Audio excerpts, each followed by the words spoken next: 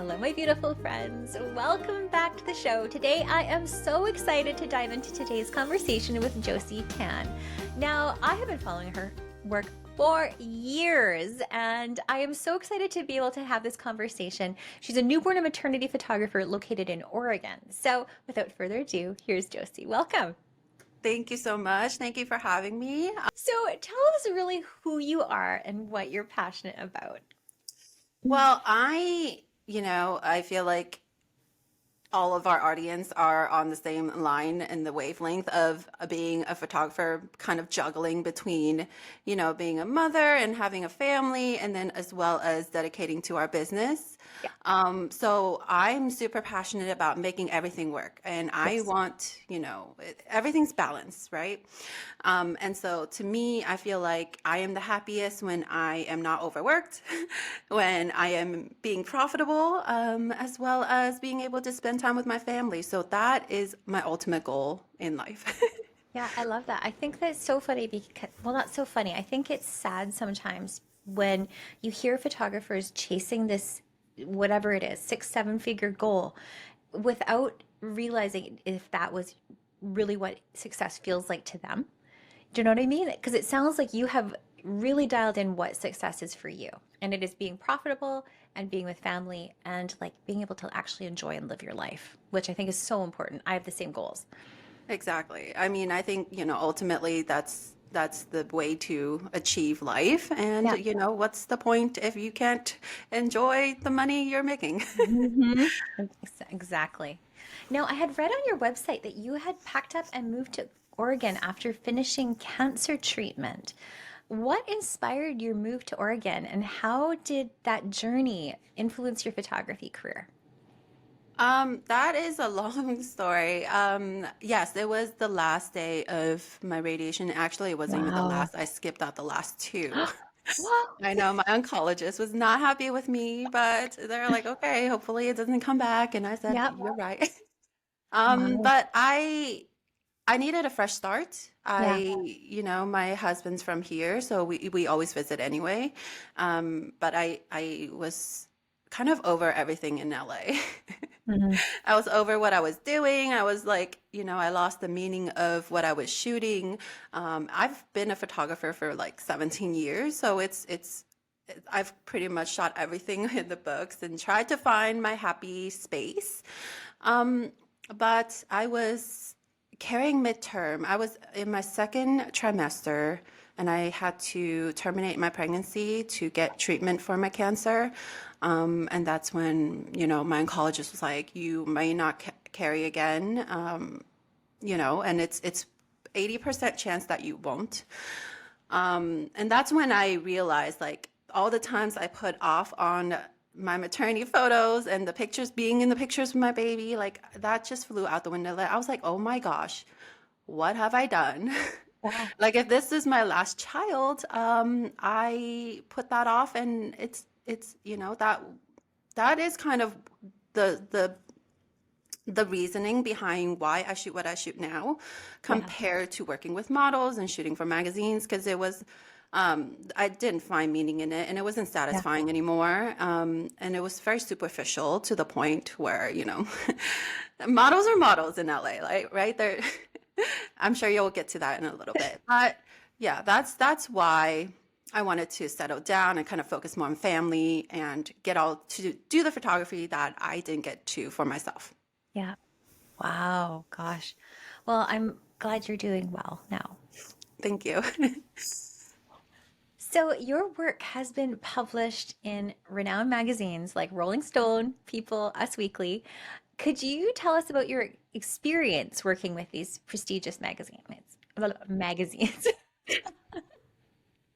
It's wild because when you work with, magazines like that, it's all about who you know Yeah. and how you network. So it is still business to the point where, it's networking, it's branding, it's marketing. But I would say, when you're in LA, it's all about who you know. Yeah. So when I work with models, then they get in contact with me with, editors that are publishing or doing specific stories. And then that's how I specifically like kind of like rubbed elbows to get in there and be like, oh, you're doing this, story. Like, let me do the shoots for you. I have the covers. And then, then they lead you to someone else where you can submit your work, and then they're like, okay, do it or not, and then you have a budget and you work with all the wardrobe stylists and all that yada yada. Yeah. But it is a whirlwind. I mean, it's been about, gosh, has it been 10 years? No, it hasn't been 10 years. But, I'm sure a lot of things have changed. But a lot of things are still the same, Yeah. in business in general. Again, it's all about who you're able to connect with.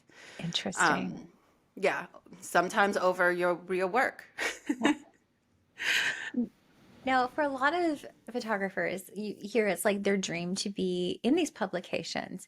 So, in your experience, was it like something that really was helpful in your career, or was it more of like, oh, cool, a status thing? Um, Back in the days, I mean, I was like in my 20s, Yeah, so it was really cool. I mean, I yeah, think that was why it led me to do what I do now in yeah. IPS, because I loved seeing my pictures printed, and in in these magazines especially. I still have the copies, I think. But it is really cool to see it printed. Like whether someone's looking at it right now, like I'm looking at it, I'm like, wow, this is so much better than seeing it on a screen. But not only that, it's just like it is something that I accomplished and was very satisfied with myself. Yeah, But in the long run, it really ultimately didn't hold enough value yeah, over time. Yeah. yeah, totally. So, when you made the switch from models to tiny models to our newborns, how did you find the transition there? Did you find it to be like, oh my gosh, or did it feel like supernatural for you? Oh no, newborn is the hardest thing ever to shoot. It's definitely its own genre. I would say like even if you're a photographer, you may not ever be able to shoot newborns because it's Yep. it's so different. It's so different. I mean, besides the fact that they don't listen to you. The surrender, the mental surrender that you have to take during the session to giving up, like just saying, you, okay, you're the boss. Like, we're just, it's your session, not mine, man. I don't know about that. I mean, I ultimately win, To be honest, so do I. you know. But it is so different. I mean, the lighting, Yep. the equipment, the way you're shooting, all the angles and all of that, it's so different. Yep. Yeah, I love it. So, what are some key business strategies you found effective in marketing your maternity and newborn photography? So, I would say not even just for newborn, but for business, period, you should be omnipresent. Yeah, You should be everywhere. And so I mean, marketing is forever changing. So that's something we teach in our program is that, Christina and I are both full-time photographers and IPS photographers. And so we kind of teach everything, in real time. And we're always changing that. And again, it's always forever evolving. I would say don't get stuck in one method and don't believe in one specific tactic, period, right? I actually don't believe so much in ads unless you have, thousands of dollars to spend. It's all organic nowadays, and that's what I believe in. Again, being omnipresent, being everywhere. It's kind of like how you cook a recipe. yeah, It's not just salt and pepper, it's everything else that goes into it that makes it work. And yeah, so finding all those strategies and tactics and putting it together, it can be different for someone else. It could be, it's all about what works for that business, absolutely. and where they're located, and then how much effort they're able to dedicate in specific areas. But I would say, go local, work with vendors, online, offline. I want you to be seen. If anyone ever needs a service that you're providing, you should be there in any way possible. And so just spread all your seeds. I love that. So I want to dive in a little bit about IPS. And so I love that you touched on the importance of printing because I think it is so important too. I've got like my son was on the cover of a magazine years ago in just in my little city, and it is still one of my favorites. I have it framed. Like print your images, you guys.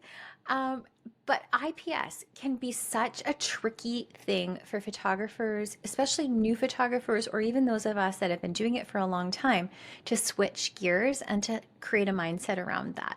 So, what advice do you have on someone who might be really wanting to get into it, but have so many fears about, you know, in-person dealings, talking about money, sales? Like, how do you get over that?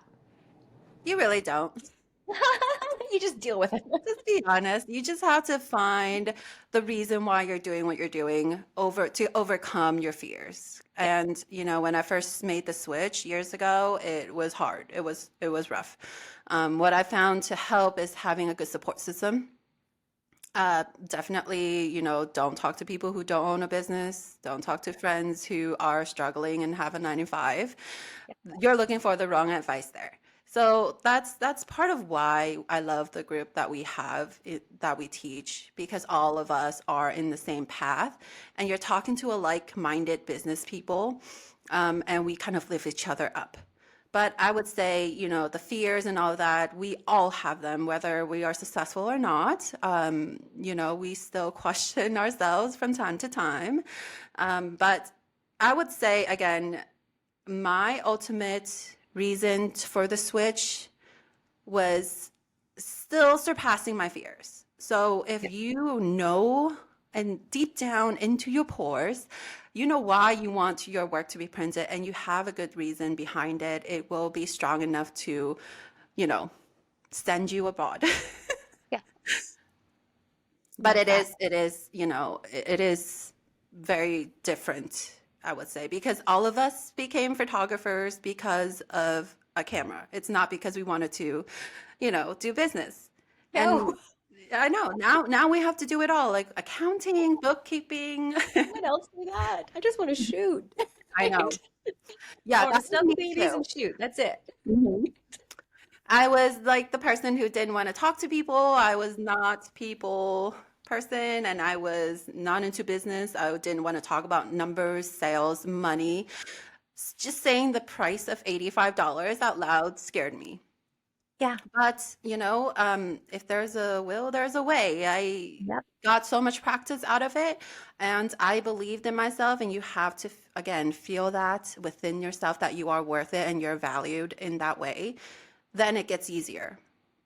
And then, especially once you see the results of someone valuing you in what you're asking for in, price, then you start to kind of believe that a little bit more and more and more throughout the way. Like first I started at, like, oh wow, a $1,000 sale was great. And that was my first month of going to IPS. That was like my first sale. And then my second month, I had a $16,000 sale. And I was like, what in? I just, Was here. Right. Right. I know. And so that's why I'm like, seeing is believing, Yeah, you have to try it out. I know there's a absolutely. lot of horror stories behind IPS, but again, we'll I get know to that, but that. there's a, you know what? But that's like Yelp reviews. Like there is like so many negative stories too about probably these amazing places. And like you just hear a lot more negative about things, whether that's true or not. Mm-hmm. Yeah. It's true. Yeah. I mean, I have, photographers that say, well, I had a local photographer that went IPS and she failed and they didn't do well. And then now they're, closed down or they reverted back to their old ways, like all of that. I think, again, the fears is what holds us back the Yeah. most. Obviously, we have a lot to lose. But change happens whether we like it or not. Like my computer changes, it upgrades every day. I hate Yep. it.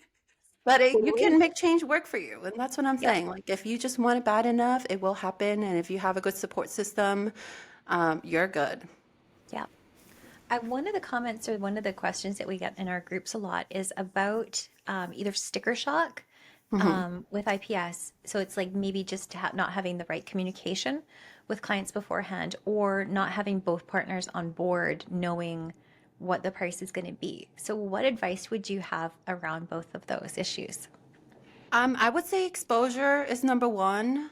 Exposure starts with step one. Upon landing on your website, they should feel that pricing, in your branding.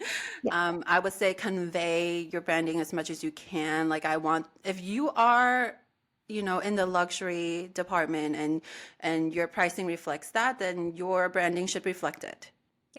And then again, every step of the way that the client is involved in should know briefly what they should expect, right? We never want to surprise anyone at the end and be like, well, this is $5,000 when they meant to spend 500. Yeah. But definitely involving everyone to be on the same page is number one. Have it on your contract, have, check boxes, do phone consultations, make sure all the parties involved are there. We always say any decision maker should be present.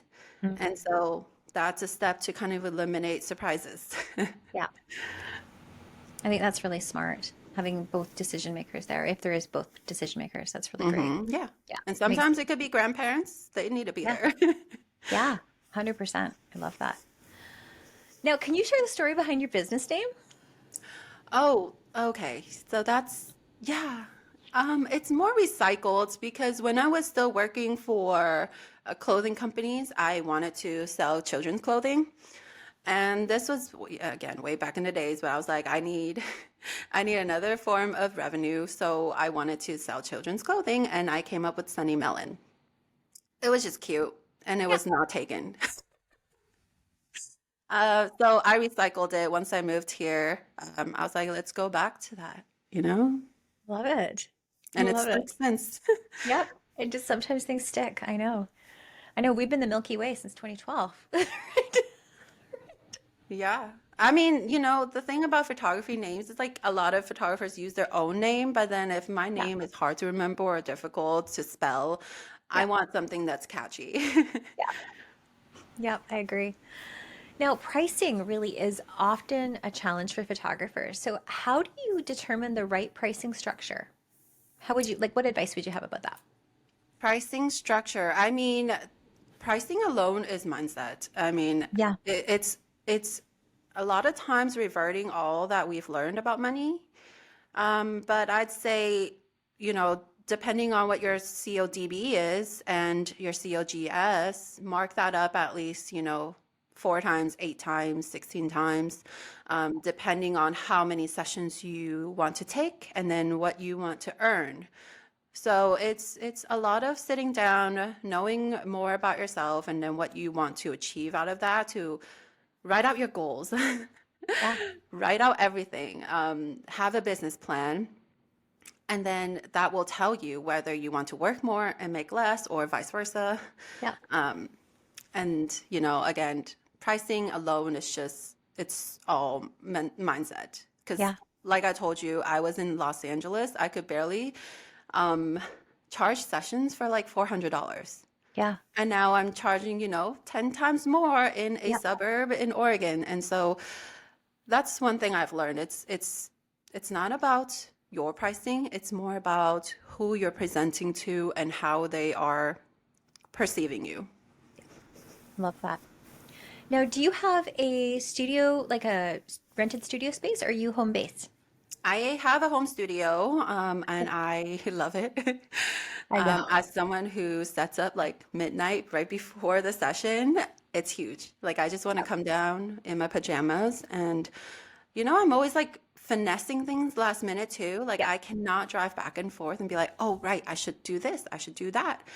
Obviously having a studio is an advantage that's outside of your home and it's not Yeah. really to feel like I'm worthwhile. It's for taxes. Yeah. Having a home studio, like I can't write off much, but having an actual location, you can write off 100% of that. Yeah. And so I mean, I think for IPS that like, I just don't feel like I'm lesser than someone who has a location. I would say if anyone questions you or you don't feel like you're worthwhile to do IPS without a location, yeah, I've always, I'm babbling here, but I have this answer for someone who's questioned my pricing, even though I have a home studio. And my answer is that if I had a commercial location, I would be charging at least 3 times more what you're paying today. Boom. Mic drop. And I've yet to use it. I've come up with this for so long, but I'm waiting for the day for me to drop that mic. Yeah, I love that. Because I've had both. I started in well, actually, when my husband was at work one day, I decided I was going to be a photographer, and then we no longer had a master bedroom. So I moved us out of the master bedroom and said, "This is my newborn studio." When he got home and he said, "Oh my God, what are you doing? What are you doing now?" And then I moved into a larger one in my basement. And then when we were doing our home renovation, I ended up moving to a commercial space for about 6 years. And then when the pandemic hit, I guess it was October of 2020, I actually moved back home. And I haven't changed my pricing since I moved back home. In fact, I think I doubled it, maybe tripled it actually since I've been back home. And That's it's been perfect. amazing. I love being at home. I love it. I do too, yeah. Oh, okay. So let's dive in to talk about maybe client relationships because, as we know, as photographers, it is crucial in our businesses. So, how do you build and maintain strong connections with your clients? Refer my clients as family. Yeah. Number one, I love them. I mean, I grow with their children. I call myself their auntie. But there's a lot of, keeping in touch that I do. A lot of my marketing is actually focused on after retaining the client. Because, once they're my client, that means, they've enjoyed my experience and that I can have their business again. So again, I spend just as much effort into retaining that relationship. I write them letters, I send texts during holidays and whatnot, even snail mail. Yep. That's not used a lot anymore, but Hmm. a lot of times I would ask about their children, and it's just so nice to see them back again. I buy them toys. Again, I Love. treat them like their auntie, and then because I only have one. Yeah. Again, after their cancer, so Yeah. I love my studio babies, and again, I just the relationship is different when you treat them like your family, and Yeah. it's not like they're just a client. Yeah. So I love that. It's like I have a giant family. I love that.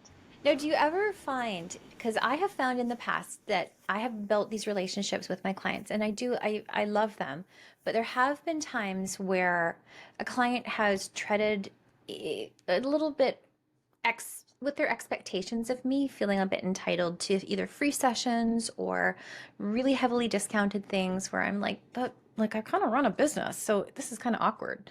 How do you deal with that? A lot of times it's personal boundaries, knowing your Yeah. policies. I think everything is situational, whether you have Yeah. those two in place. But I'd say if there's any issues that ever arise, it's best to present your policies and boundaries first, and then Yeah. try to offer a solution. Yeah. So whether that's money related or not, I haven't had this happen much, but Yeah. it's funny because yesterday I talked to a client that booked me, and then even though she saw my price sheet, she had a lot of issues with the pricing, and I was like, okay, well, she's like telling me, let me know if you're willing to work with the prices, and I was like, Yeah. kind of taken back, and Hmm. I haven't heard that before. Yeah. But I was like, I mean, it's not negotiable. It's not fair for my other clients. But if Right. you change your mind on booking, I will relieve you and terminate the session. Yep. And so to me, it's like being able to bless and release. Yes. And then also say, just I want to take the upper hand of saying, like, I don't want you, I'm firing you. It makes me feel Yeah. better. But at the same time, like, if we're ultimately not a good fit, then we're not a good Yeah. fit. But if they are already a client and they're not happy with something, again, it's always best to listen, understand where they're coming from, and again, offering a solution. Clients, a lot of times, they they just want to be heard and they want to be understood. And so I feel like, approaching in that sense first, at least it calms them down. And then we can go from there. Because if they're just throwing a tantrum, we're not going to get anywhere. Oh, no. I think that's the biggest thing I probably see in our groups is the mismatch of client expectations and what's been communicated from the photographer.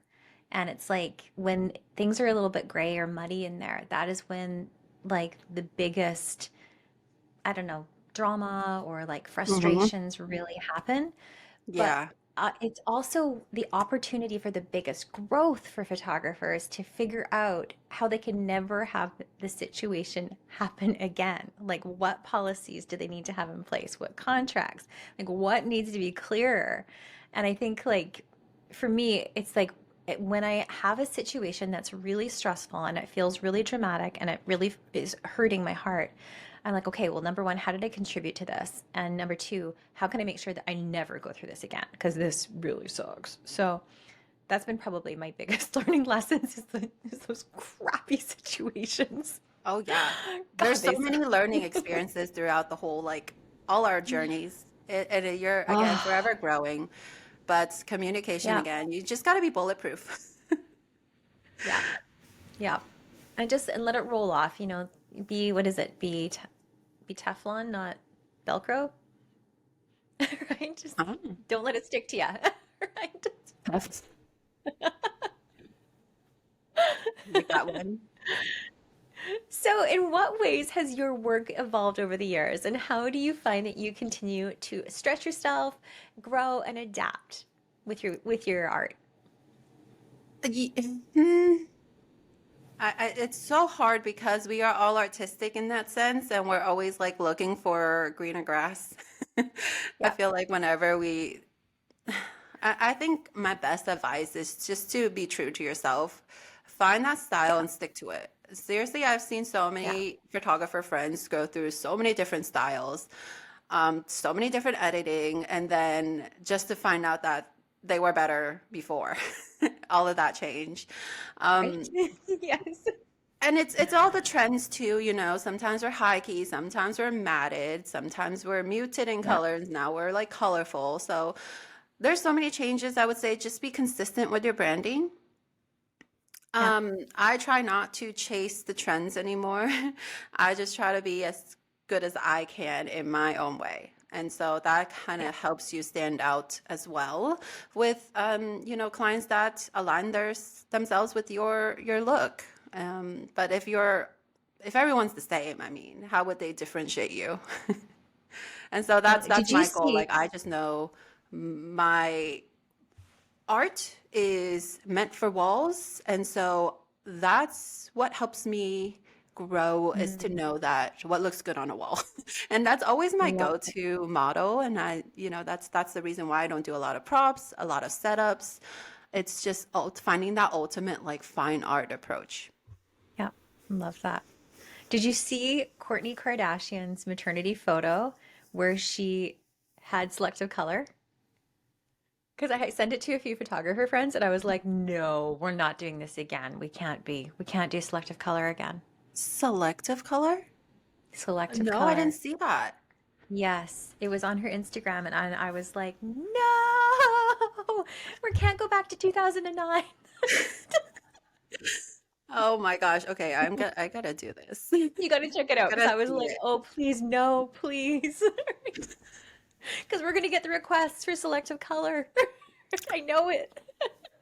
Oh man. I hope a lot of things do come back though. That's I all. know what goes around comes around. And even the trend of like everyone's been using a 35 millimeter lens for family sessions. Like I promise you in the next 5 years we're gonna go back to like 135s and 200s again, I bet. We're Well, kind of already there, but oh, I yep, see it. It's like that tint on the yep, photos. Yeah. Oh, okay. yep. We're trying to be vintage. I guess so. I guess so. Because when I was shooting for magazines, like we did heavily work with gels and all of that. and now Yep. they're back from maternity too. And Oh my then we gosh, also did the yes. smoke machines, and I saw that back. Having a high key look for, Yep. like bare bulb style, that's back Yeah. too. And I'm like, wow, I Yep. could have just done all this back in the day. Like, Seriously. I know what goes, let me it's just true. bring it What all goes back. around, what goes Yeah. around comes around. And It- it's just like, wow, it's so funny. I love it. yeah, We're gonna I have bet Ann someone Getty's who's style. 50 Ann is Getty's is saying, coming back. Ann Getty's style's coming back. it- But in a yep. safe way, please. Like, Yeah, I'm just waiting for the day the ring light comes back. oh yeah. I love it. So, what advice do you have for aspiring maternity and newborn photographers looking to establish themselves and their business in this industry? Hmm. Advice for establishing. Um, I would say don't spend so much time worrying about the things that don't matter. If I could go back, I would tell myself the same advice, which is worrying about how I perceive my art, how someone perceives my work. Because why would it matter if you're not getting booked? And so I would say work on your foundations, make sure your business is strong in the back end, and then worry about the looks of your art because you can always change the visual part of things, but you can't change the structure of the business. And that's ultimately what a business is. We have to thrive, we have to be profitable. And so I see a lot of people like spend so much time like worrying about the editing or buying props, things that, you're just spending money on. Yeah, My motto is always say, spend money on what gets you paid.